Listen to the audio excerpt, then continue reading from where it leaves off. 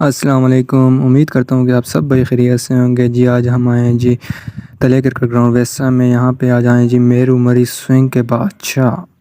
हाँ जी, आपको इसकी बॉलिंग दिखाते हैं और साथ में 2 ओवरों में इन्होंने 7 रन दिए और साथ में बैटिंग दिखाएंगे आपको जी लियाकत लाला की। मेरू मरी ने यहाँ पे बहुत अच्छी बॉलिंग करवाई थी। पहला ओवर अपना इन्होंने मेडन करवाया था, ये आप देख रहे हैं जी। ओसामा अली सरगोदा से आए थे, बहुत अच्छे प्लेयर थे, लेकिन इनको उनकी एक बॉल भी समझ ना आई। स्विंग के बादशाह मेरू मरी, ये आप देख सकते हैं कितनी टर्न हो रही है बॉल।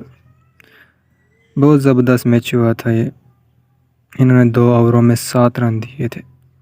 ये दूसरे ओवर में पहली बॉल पे सिंगल लिया था, ये देख सकते हैं आप।